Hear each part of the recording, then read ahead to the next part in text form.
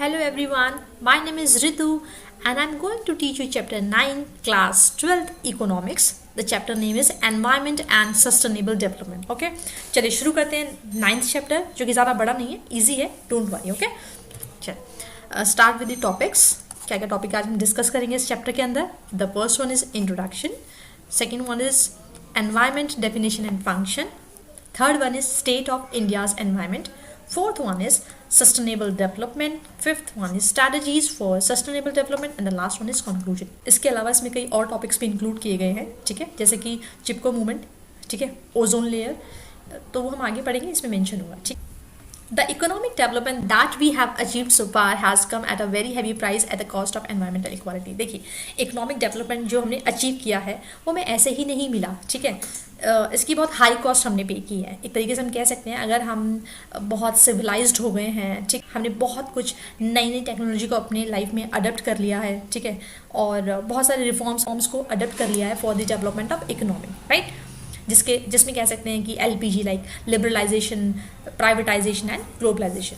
तो ये सब चीज़ें हैं, with the passage of time ये सब चेंज होती रही और हम नई टेक्नोलॉजी के साथ आगे बढ़ते रहे. But what about the environment, ठीक है, तो उसके लिए भी हमें सोचना पड़ेगा. अगर हमें इकोनॉमिक डेवलपमेंट देख ली है और हम कहीं ना कहीं एनवायरनमेंट को ख़राब कर रहे हैं, तो एक ऐसी इकोनॉमिक डेवलपमेंट का कोई फ़ायदा नहीं, right. As we step into an era of globalization that promise higher economic growth, we have to bear in mind the adverse consequences. adverse consequences का मतलब है कि एक impact जो है कि नेगेटिव डाल रहा है. अगर हम अपनी डेवलपमेंट को देखें और एनवायरनमेंट की तरफ ध्यान ही ना दें, तो उससे क्या होगा, कहीं ना कहीं हम बाकी करेंगे, चीट कर रहे हैं. क्योंकि अगर एनवायरनमेंट को नुकसान हो रहा है और इकोनॉमिक डेवलपमेंट हो रही है, तो हम ज़्यादा सस्टेन नहीं कर पाएंगे, राइट. 50 साल 100 साल सिर्फ इतना कर लें, बट बाकी फ्यूचर का क्या, बाकी अपकमिंग जनरेशन का क्या. For that point of view हमें इकोनॉमिक डेवलपमेंट के साथ साथ अपनी फ्यूचर जनरेशन के लिए भी सोचना पड़ेगा और अपने रिसोर्सेज को इस तरीके से इस्तेमाल करना पड़ेगा ताकि हम उनके लिए भी एक परफेक्ट मैनर में वो रिसोर्सेज छोड़ कर जाए, ठीक है. द 3 सेक्शंस यानी function, the role of environment, the first one, ठीक है. The second one discuss the state of India's environment and the deal with the steps and strategy to achieve the sustainable development. अगर हमें economic development देखनी है, उसके साथ साथ हमें कहीं ना कहीं एनवायरनमेंट और सस्टेनेबल गोल्स को भी ध्यान में रखना पड़ेगा. अदरवाइज हम प्रॉपरली अचीव नहीं कर सकते इकोनॉमिक डेवलपमेंट को, ठीक है. आगे चलते हैं. This is the second topic, environment definition and its function. What is environment? It is defined as a total planetary inheritance and the totality of all resources. हमारे आसपास जितना भी plants है, all resources है, जो भी हमारे पास मौजूद हैं, that is environment. It includes all the biotic and abiotic factors that influence each other. देखिए, 2 फैक्टर्स हैं जो बहुत मैटर करते हैं, biotic and abiotic. Well, all living elements, the birds, animal, plants, ठीक है, forest, फिशरीज, ये सब किसके अंदर आ गया, बायोटिक में, ओके. अगर हम बात करें अबायोटिक एलिमेंट्स की, जिसके अंदर आ गया air, water, land, rocks, sunlight, ये सब किसके एग्जांपल्स हो गए, अबायोटिक. इजी है. एनवायरनमेंट क्या है, हमारे आसपास जो भी प्लैनेटरी इनहेरिटेंस में है, ठीक है, या टोटल ऑल रिसोर्सेज हमारे पास मौजूद है, वो सब क्या कहलाएंगे, environment. Function of environment, the environment perform 4 vital function. जो फंक्शन है एनवायरनमेंट के वो 4 तरीके से हैं. द फर्स्ट वन इज, पहले तो इसके अंदर 2 रिसोर्सेज है, रिन्यूएबल और नॉन रिन्यूएबल. रिन्यूएबल रिसोर्सेज वो होते हैं अगर हम उनका टाइम के साथ साथ यूज़ करें तो उन पर इफेक्ट नहीं पड़ता, यानी वो खत्म नहीं होंगे. नॉन रिन्यूएबल है यानी दोबारा से उनको बनाया नहीं जा सकता, ठीक है. नॉन रिन्यूएबल यानी यूज़ करने के बाद कहीं ना कहीं वो खत्म हो जाएंगे एक समय के बाद, ठीक है. Second one is it assimilate waste. The third one is sustain life by providing genetic and biodiversity. Fourth one is also provide aesthetic services like sceneries. अगर environment ना होता तो जो खूबसूरती है, जो दिखती है, जिसकी sceneries वगैरह ना, ये हमें नहीं दिखती, ठीक है. तो ये 4 फंक्शन है. The first one is what? It supply resources. Second one is assimilate waste. The third one is it sustain life by providing genetic and biotic diversity, and it's also provide aesthetic services like sceneries. Okay. Environment continuation में पढ़ते हैं. The environment is able to perform this function without any interruption as long as the demand of this function is within its carrying capacity. Environment एक time तक अगर आप demand कर रहे हैं और उसकी कैपेसिटी के अंदर है तो आपकी सप्लाई को प्रॉपर कर सकता है। यानी मान लीजिए अगर पर्सन्स कम है और पॉपुलेशन कम होती तो एनवायरनमेंट में इतने अच्छे रिसोर्सेज थे कि हम अच्छे से यूज़ कर सकते थे, तो कोई फ़र्क नहीं पड़ता। बट क्या हुआ, जैसे जैसे समय बदलता गया, पॉपुलेशन बढ़ती गई, तो रिसोर्सेज का यूज़ बहुत ज़्यादा होने लगा क्योंकि नंबर ऑफ पर्सन्स बढ़ गए हैं, पर रिसोर्सेज तो वही है। तो रिसोर्सेज क्या हुआ, लिमिटेड, और नंबर ऑफ पर्सन्स क्या हो गए, बढ़ गए, जिसकी वजह से क्या हुआ, इम्पैक्ट नेगेटिव हुआ। This implies that resources extraction is not above the rate of regeneration, यानी जिस तरीके से सामान को यूज किया जा रहा था बट उस तरीके से वो रिसोर्सेज दोबारा बन नहीं रहे थे। ठीक है, this is the situation today all over the world. ये हमारे लिए ही नहीं, ऑल ओवर द वर्ल्ड ऐसे हालात हैं कि एनवायरनमेंट के लिए बहुत बड़े बड़े कॉन्फ्रेंसेस किए जाते हैं, मीटिंग्स की जाती हैं कि हम इसे कैसे बचा सकते हैं फॉर द फ्यूचर जनरेशन। आज के लिए एनवायरनमेंट को बचाना मुश्किल हो गया, तो सोचिए फ्यूचर जनरेशन जो उसका क्या हाल होगा, राइट? उनके लिए तो ये रिसोर्सेज भी नहीं छोड़ के जाएंगे हम। ओके, जिस तरीके से नंबर ऑफ पर्सन्स अर्थ पर बढ़ रहे हैं और वो बहुत स्पीड से एनवायरनमेंट के रिसोर्सेज का कंजम्पशन कर रहे हैं, प्रोडक्शन कर रहे हैं, उससे कहीं ना कहीं क्या है, एनवायरनमेंट पर एक स्ट्रेस क्रिएट हुआ है। ठीक है, उससे क्या होगा, एनवायरनमेंट स्ट्रेस में आएगा तो हम भी, हमारी लाइफ पर भी इम्पैक्ट पड़ेगा। बहुत सारे ऐसे रिसोर्सेज हैं जिनका यूज़ हम इतनी स्पीड से कर रहे हैं कि उनका रीजनरेशन यानी उन्हें रीजनरेट करना इम्पॉसिबल है और वो एक टाइम के बाद ख़त्म हो जाएंगे, राइट? देखिए, मोस्ट ऑफ द पर्सन्स क्या होते हैं, विदाउट थिंक के फ्यूचर में जनरेशन के लिए बचेगा या नहीं बचेगा कोई फ़र्क नहीं पड़ता। वो जिस हिसाब से यूज़ कर रहे हैं और उस हिसाब से रिसोर्सेज दोबारा बन नहीं रहे हैं और हम यूज़ करते जा रहे हैं, तो एक टाइम के बाद क्या होगा, रिसोर्सेज हो जाएंगे फिनिश। ठीक है, तो हमें क्या करना है, अपने आप को क्या करना है, शिफ्ट करना है, ताकि हम नई टेक्नोलॉजी के साथ बिना एनवायरनमेंट को इफेक्ट किए हुए नए मेथड्स को सर्च कर सकें ताकि एनवायरनमेंट को ज़्यादा नुकसान ना हो। अगर हम एनवायरनमेंट को इफेक्ट करेंगे तो हमारी हेल्थ खराब होगी, हमारी हेल्थ खराब होगी तो मेडिकल या हेल्थ एक्सपेंडिचर बहुत ज़्यादा बढ़ जाएगा। तो राइट, इस पर्टिकुलर केस में हमें क्या करना चाहिए, to make words global environment issues such as the global warming, ozone depletion also contribute to increase financial commitments to government के नुकसान है, साथ साथ ह्यूमन बींग का भी नुकसान है। अगर वो एनवायरनमेंट को अभी फोकस नहीं करेंगे, सस्टेनेबल डेवलपमेंट गोल्स को नहीं अपनाएंगे, तो कहीं ना कहीं क्या होगा, इकोनॉमिक डेवलपमेंट भी नहीं होगा, because these two terms are interconnected. Okay, the 70% of water in India is polluted. Imagine कीजिए अगर 70% जो वाटर है वो पॉल्यूटेड है, तो हम जो वाटर ले रहे हैं वो कितना खराब होगा, उससे कितनी सारी डिसीजेज होंगी, right? Added to these are the health cost of degrading environment quality, decline in air and water quality. जिस तरीके से हम एनवायरनमेंट को ख़राब कर रहे हैं उससे कहीं ना कहीं हमारी एयर क्वालिटी और हमारी वाटर क्वालिटी भी ख़राब हो रही है। आगे चलते हैं। शुरुआती के दिनों में जब सिविलाइजेशन जस्ट शुरू हुआ था, ठीक है, हमने इंफ्रास्ट्रक्चर जस्ट बेटर करने की कोशिश की थी, जब जनसंख्या इतनी नहीं थी, ठीक है, पॉपुलेशन इतनी नहीं थी, उस टाइम में इतनी इंडस्ट्री सेटअप नहीं थी, और एक टाइम के बाद एनवायरनमेंट की शेप ही चेंज हो गई। This mean that the pollution was within the absorptive capacity of the environment and the rate of resource extraction was less than the rate of regeneration. लोग ज़्यादा नहीं थे, industries setup ज़्यादा नहीं हुई थी, यानी कहीं ना कहीं जितनी आपने डिमांड की उतनी सप्लाई हो जाती थी, बट समहाउ टाइम बढ़ता गया, इंडस्ट्री सेटअप होती गई और उस स्पीड से वो जो रिसोर्सेज थे जो रीजनरेट हो रहे थे वो नहीं होने लगे। इट मीन्स अब डिमांड बहुत ज़्यादा हाई थी बट सप्लाई नहीं हो पा रही थी, ठीक है। The result was that the demand of resource for both production and consumption was beyond the rate of regeneration। और एक टाइम ऐसा आया जब पॉपुलेशन बढ़ती चली गई और रिसोर्सेज का इस्तेमाल प्रोडक्शन और कंजम्पशन में बहुत ज़्यादा होने लगा और जिन रीजनरेशन था उसकी रेट कम हो गई। सपोज कीजिए आपको क्वांटिटी चाहिए बट हमारे पास 20 पड़ी है, इतना स्टॉक पड़ा है कि मैं आपको 10 के 10 दे सकती हूँ, ठीक है। यानी अगर आप 10 मांगे वो आपकी डिमांड है और मैं सप्लाई कितनी कर सकती हूँ, 10 की 10 कर सकती हूँ, यानी मेरे पास सप्लाई जो है इनफ है। बट सर्टन टाइम के बाद क्या हुआ, जैसे जैसे इंफ्रास्ट्रक्चर बेटर होता गया, टेक्नोलॉजी को अडॉप्ट करते गए, एनवायरनमेंट के रिसोर्सेज को अच्छे से यूज़ करते गए, पॉपुलेशन बढ़ती गई, धीरे धीरे धीरे जो रिसोर्सेज थे यानी उनकी डिमांड तो बढ़ रही थी बट सप्लाई अब उतनी एफिशिएंटली नहीं हो रही थी। क्या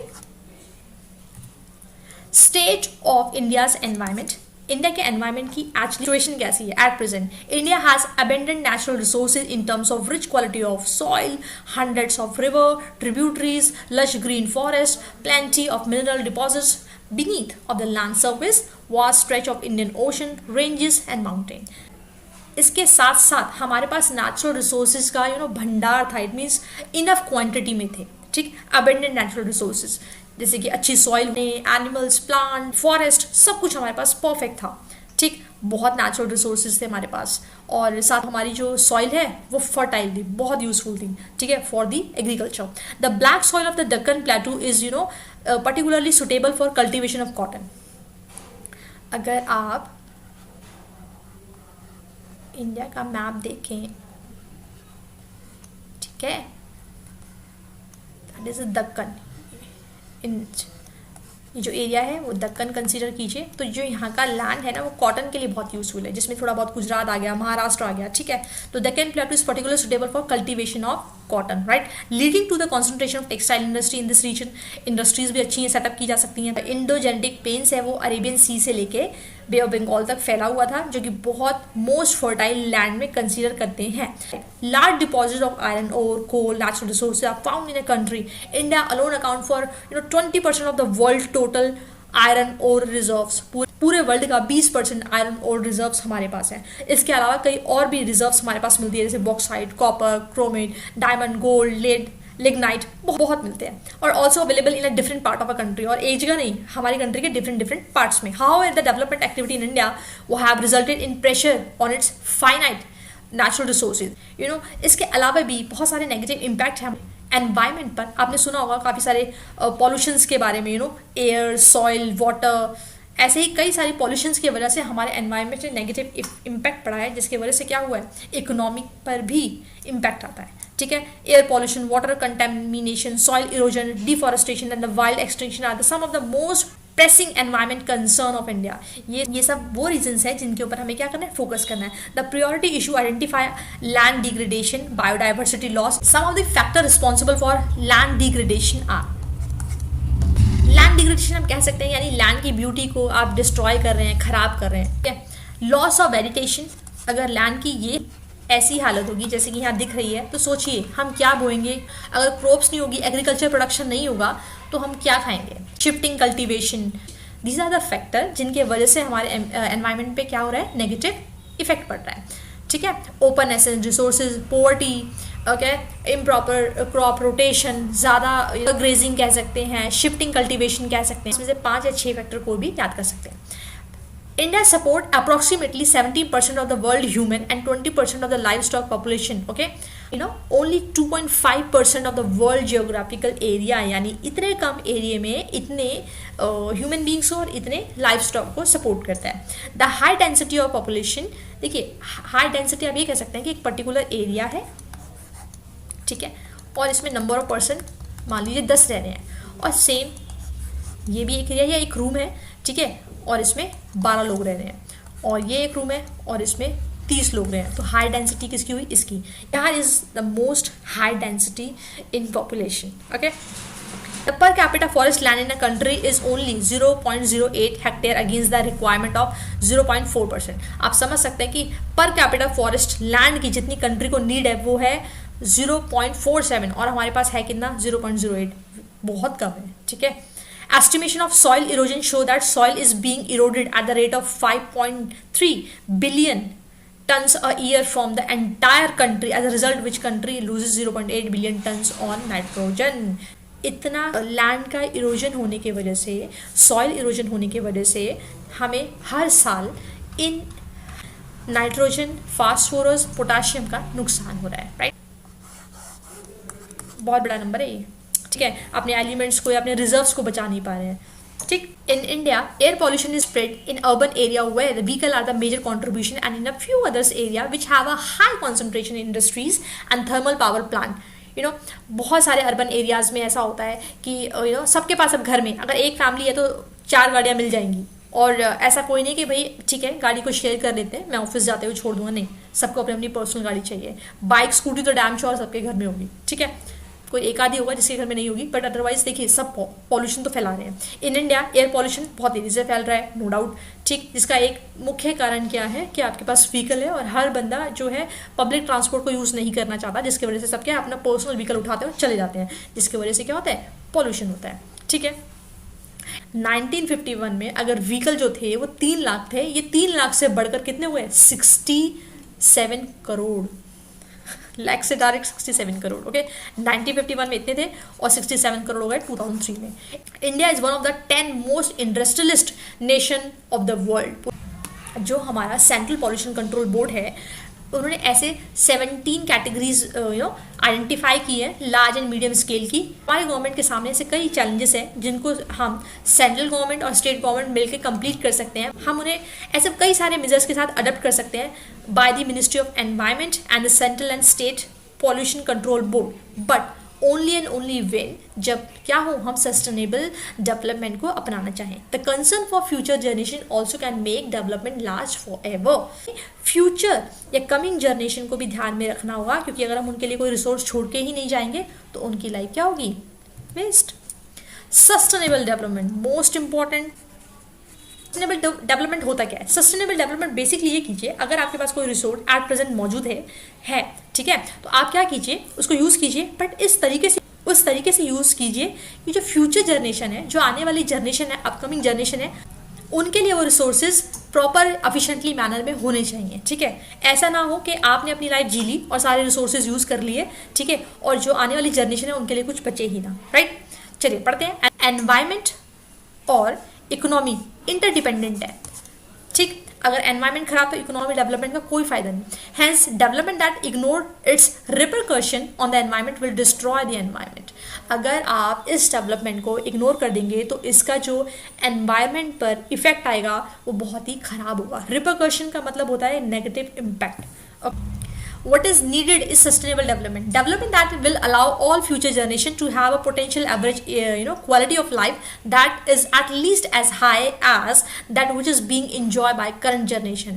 हम अपनी future generation को भी ध्यान में रखते हुए अगर कोई resources का इस्तेमाल करें तो इस तरीके से करें कि जो upcoming generation है उनके लिए भी resources efficient manner में रह जाएं. Sustainable development is in this sense a development that meet the basic need of all particular poor majority for employment, food, energy, water, housing, and ensure growth for agriculture, manufacturing, power, services to meet these needs. The Brundtland Commission emphasized on protecting future generation.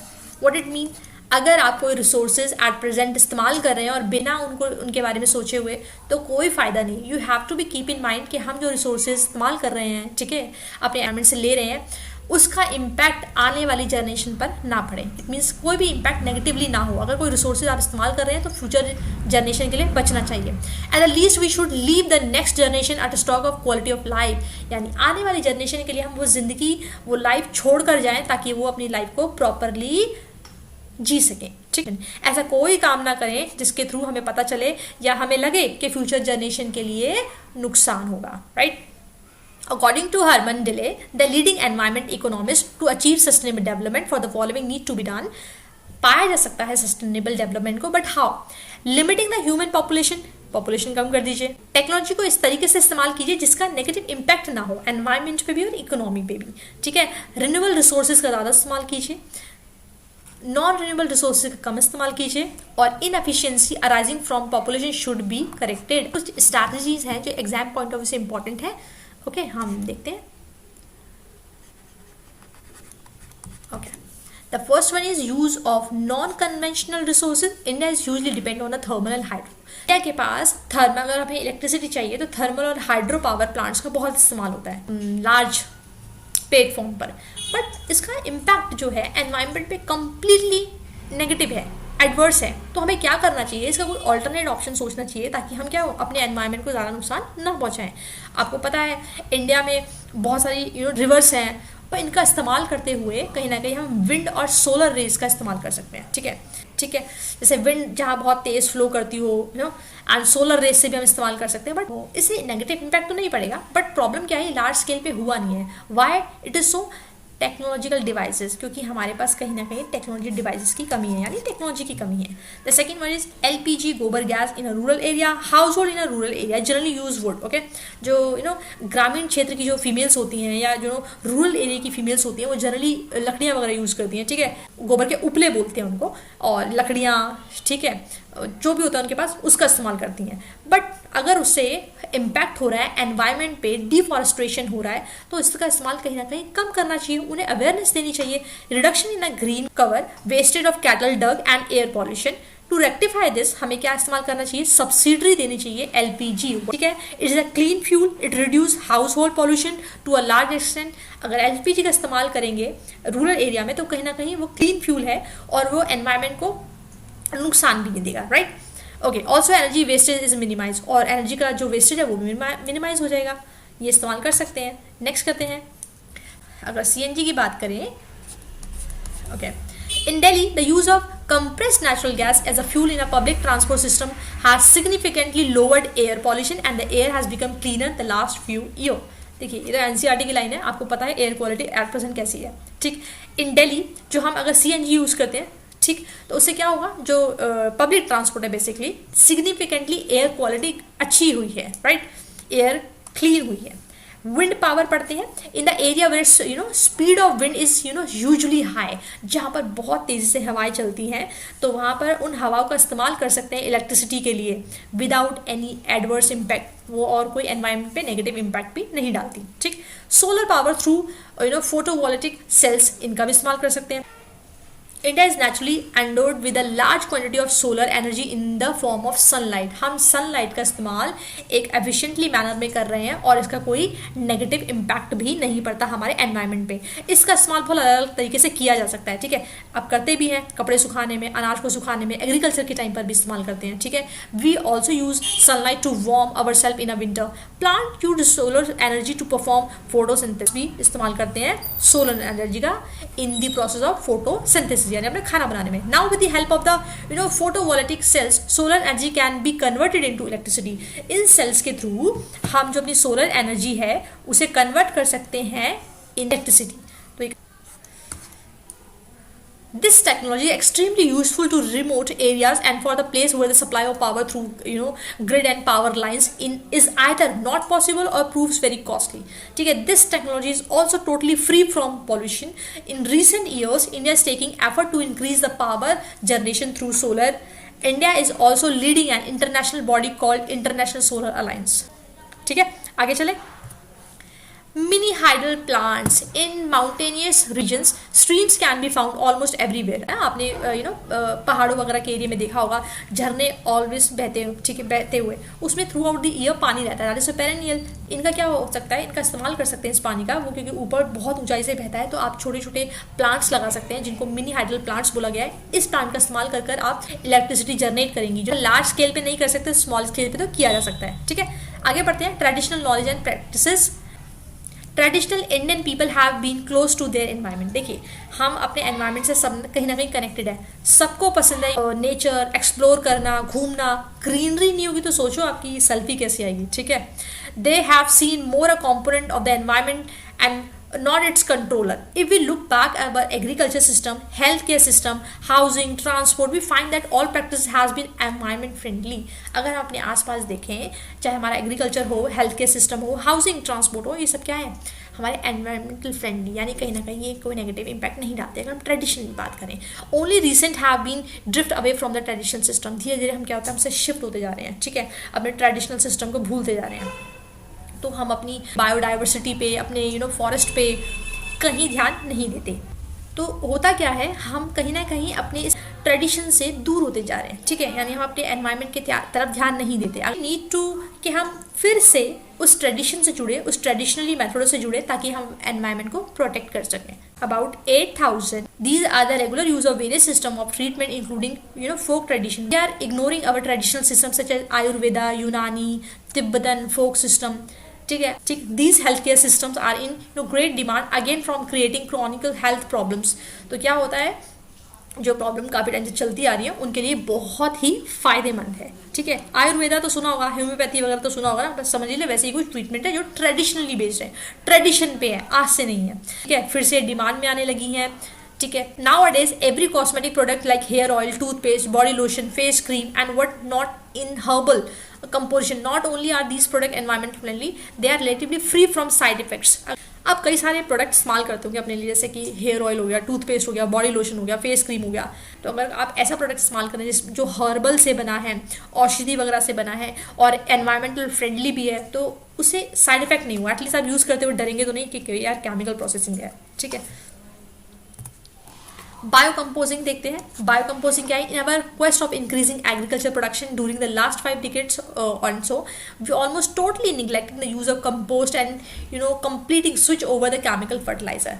अगर खेती point of view से बात की जाए, agriculture sector से बात की जाए, तो आपने नोटिस किया होगा जिस स्पीड से पॉपुलेशन बढ़ रही है, नंबर ऑफ पर्सन्स बढ़ रहे हैं, उनकी डिमांड को कंप्लीट करने के लिए, पूरा करने के लिए हमें प्रोडक्ट्स भी तो चाहिए। ठीक है, क्योंकि वो कंजम्पशन करेंगे, तो उस कंजम्पशन के लिए या उस डिमांड को पूरा करने के लिए सप्लाई चाहिए। सप्लाई 100 एकड़ का कोई खेत है और उसमें जितनी क्रॉप्स वगैरह लग रही है, एग्रीकल्चर हो रहा है, वो उतनी डिमांड पूरी नहीं कर पा रही है या उतनी स्पीड से नहीं कर पा रही है, तो आप क्या करेंगे? आप कुछ ऐसा मेथड अप्लाई करेंगे कि आपकी जो खेती है या जो एग्रीकल्चर प्रोडक्ट है वो जल्दी से क्या हो, ग्रो करें और आप उसे सेल कर दें। ठीक है, आप अपना बेनिफिट भी देखेंगे, है ना।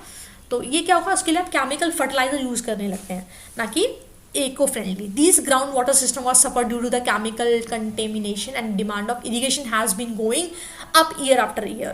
बहुत सारा इफेक्ट होता है अगर आप केमिकल फर्टिलाइजर यूज करते हैं या पेस्टिसाइड यूज करते हैं, जिसकी वजह से हमारे वाटर सिस्टम पे, हमारे प्लांट्स पे, हमारे एनवायरनमेंट पे और अपनी हेल्थ पर भी असर आता है। सुना होगा जो अर्थवर्म होते हैं can convert organic matter into a compost faster than normal composing process. जो भी आपकी क्रॉप्स हैं वो नुकसान भी नहीं होगा और कोई हेल्थ को इफेक्ट भी नहीं आएगा। ठीक है, यानी एनवायरनमेंट को भी कोई प्रॉब्लम नहीं, हेल्थ को भी कोई प्रॉब्लम नहीं। ठीक है, बायोपेस्ट कंट्रोल क्या होता है? With the advent of green revolution, the entire country, entered into a frenzy to use more and more chemical pesticide for higher yields. अगर आपको अपना क्रॉप्स की जो उपज है यानी क्वांटिटी है वो बढ़ानी है कि यार बहुत ज़्यादा मात्रा में हो या बहुत ज़्यादा क्वांटिटी में हो, बहुत जल्दी हो, टाइम पीरियड कम लगे, क्योंकि आपको अपना प्रॉफिट देखना है, आपको सेल करना है, अर्निंग होगी, इसका नेगेटिव इम्पैक्ट होता है। तो हम क्या कर सकते हैं? हम ऐसे पेस्टिसाइड्स का इस्तेमाल ना करें या हम केमिकल फर्टिलाइजर का इस्तेमाल ना करें। Water bodies have in ground water with polluted with pesticides, और इन कहीं ना कहीं इन पेस्टिसाइड से या इंडस्ट्रियल सेक्टर से वो जो ओशन वाटर है वो इतना प्योर नहीं है प्रीवियस टाइम के कंपैरिजन में। ठीक है, ओके, तो हमें कंट्रोल ही करना चाहिए पेस्टिंग की। आपने जैसे पिक्चर में देख सकते हो कि आपने कोई प्लांट को बोया और वो एक पेड़ बन गया है एट प्रेजेंट, और उसमें पेस्ट लग गए हैं, ऐसे छोटे छोटे इंसेक्ट्स होते हैं, कीड़े मकोड़े काइंड ऑफ, जो उसको खराब कर देते हैं। ठीक है, तो हम इसे बचा सकते हैं कंट्रोल करके। In addition awareness of spreading about various animal and birds which help in controlling pests. वो क्या करते हैं? अवेयरनेस फैलाकर बहुत सारे एनिमल्स और बर्ड्स की जो क्या करते हैं, पेस्ट को कंट्रोल करते हैं। ठीक है, for example snake are one of the prime group of animal which prey upon rats. These are allowed to dwell around the agriculture area. They can clear large variety of pest including insects. अगर ये आपके environment में मौजूद होंगे ये सब कुछ, ठीक है, चाहे वो इन दी फॉर्म ऑफ स्नेक हो, आउल हो, तो कहीं ना कहीं आपके एनवायरमेंट में वो अदर पेस्ट जो आपको नुकसान दे रहे हैं आपके प्लांट्स को या आपके एनवायरमेंट को, ठीक है, तो वो उसको खत्म कर देंगे, right. Lizard are also important in this regard. We need to know their value and save them. तो हमें ज़रूरत है कि हम इन्हें सेव करें। Okay, sustainable development has become a catch phrase today. It is needed a paradigm shift of development thinking. Through it has been interpreted a number of ways. Adherence to this path ensure lasting development and non-declining welfare for all. Right? हमें बिना किसी अपने health से, environment से समझौता किए बिना ऐसी चीज़ों को अडॉप्ट करना चाहिए ताकि हम इकोनॉमिक डेवलपमेंट के साथ साथ एनवायरनमेंट डेवलपमेंट पर भी ध्यान दे सकें. Ozone depletion. Ozone depletion refer to the phenomenon of reduction in the amount of ozone in the stratosphere. Stratosphere आपने सुना होगा, ये एक हमारी एनवायरमेंट एटमोसफेयर की लेयर है. मेसोस्फेयर, स्ट्रेटोस्फेयर, एक्सोस्फेयर, कुछ स्फेयर है जिसमें से सेकंड जो लेयर है वो स्ट्रेटोस्फेयर है. ठीक है, इसमें क्या होता है, ओजोन लेयर यहाँ पे मौजूद है, उसमें कुछ सब्सटेंस होते हैं. आपने सुना होगा कि भाई ओजोन में वो होल बड़ा होता जा रहा है, जिसकी वजह से क्या होता है, यूवी रेज वो रोक नहीं पाती और यूवी रेज जो होती हैं वो नीचे डायरेक्ट अर्थ पर आती हैं और वो हमारे लिए हार्मफुल हैं. किसी भी लिविंग ऑर्गेनिज्म के लिए क्या होता है, स्किन कैंसर वगैरह होता है. ठीक है, इतना काफ़ी है. इसके एक लाइन में बोले तो आप इतना याद कर सकते. It is a gradual increase in the average temperature of the earth lower atmosphere as a result in the increase in greenhouse gases since industrial revolution. Okay, among the factor में contributed global warming is burning of coal, petroleum products, deforestation, इन सब के वजह से कहीं ना कहीं global warming होती है। चिपको एंड अपिको एक बार देख लेते हैं। चिपको और जो अपिको है, Chipko and Appiko both are similar, बस स्टेट सोलर गए, दोनों ही ट्री के, दोनों ही कनेक्टेड है, दोनों ही सेम है। बस कर्नाटका में इसको अपिको नाम से हुए तो देखो दोनों अलग अलग थे, टाइम पीरियड भी अलग अलग है, बट कर्नाटका में एक सिमिलर मूवमेंट हुआ था जिसको अपिको बोला गया। और इसको सिमिलर नेम इसलिए क्योंकि वो भी ना कहीं पेड़ से ही रिलेटेड था, ठीक है। पेड़ को हक करके वो खड़े हुए थे कि भाई हम इसको काटने नहीं देंगे, क्योंकि उन्हें फॉरेस्ट को सेव करना था, right. Last one is conclusion. Economic development which aim at increasing the production of goods and services to meet the need of rising population put greater pressure on environment. अगर economic development point से देखा जाए, अगर हमें ये focus करना है कि हमें इकोनॉमिक डेवलपमेंट करना है, तो हमें कहीं ना कहीं अपने एनवायरनमेंट पे भी ध्यान देना पड़ेगा, क्योंकि जिस तरीके से पॉल्यूशन बढ़ रहा है, प्रेशर आ रहा है एनवायरनमेंट पे, तो एक टाइम के बाद अर्थ पर सारी ग्रीनरी खत्म। जिस तरीके से पॉल्यूशन बढ़ रहा है, एक ग्रेटर प्रेशर आता है एनवायरनमेंट पे, तो अगर हम अपने एनवायरनमेंट को सेफ नहीं करेंगे, अपने एनवायरनमेंट को सेव नहीं करेंगे, तो इकोनॉमिक डेवलपमेंट नहीं होगा। In the initial stage of development the demand of environmental resources was less. शुरुआती के टाइम पर ऐसा होता था, लोग कम थे तो डिमांड भी कम होती थी और सप्लाई हमारे पास इनफ थी, क्योंकि हमारे पास काफ़ी रिसोर्सेज थे, ठीक है, नेचुरल रिसोर्सेज। तो इकोनॉमिक डेवलपमेंट के पॉइंट ऑफ व्यू से देखा जाए तो हम अपने एनवायरनमेंट को उस टाइम पर कोई नुकसान नहीं पहुंचा रहे थे, पर जैसे जैसे टाइम बीतता गया एनवायरनमेंट के रिसोर्सेज का इस्तेमाल बहुत स्पीड से होने लगा, क्योंकि पॉपुलेशन बढ़ गई थी, अब उनकी डिमांड भी बढ़ गई है, क्योंकि अब जो रिसोर्सेज यूज़ हो रहे थे एनवायरनमेंट के, वो ओवर यूज़ हो रहे थे, उनका मिसयूज़ हो रहा था, सस्टेनेबल डेवलपमेंट पे कोई ध्यान ही नहीं था, क्योंकि फ्यूचर जनरेशन के बारे में कौन सोचे। तो अपनाना पड़ेगा कि हम सस्टेनेबल डेवलपमेंट पे ध्यान दें, ताकि हम इकोनॉमिक डेवलपमेंट और साथ ही साथ एनवायरनमेंट को लेकर चल सकें, ठीक है। Minimize environmental problem and meet the need for the present generation without compromising the ability of future generation to meet their own needs. At present अगर हम कोई अपनी नीड्स को पूरा कर रहे हैं, तो हम बिल्कुल भी उनकी डिमांड्स को कॉम्प्रोमाइज़ ना करें, ताकि आने वाली जनरेशन के लिए कुछ बचे ही ना, अगर कोई भी उनके डिज़ायर कॉम्प्रोमाइज़ ना हो, राइट। यानी एनवायरनमेंट उनके लिए भी as it is proper condition में छोड़कर जाएं। Thank you so much watching. मैं कोशिश करूँगी कि नेक्स्ट कुछ क्लासेस में मैं आपको कुछ इंपॉर्टेंट क्वेश्चंस प्रोवाइड कर रहा हूँ, ठीक है। Take care.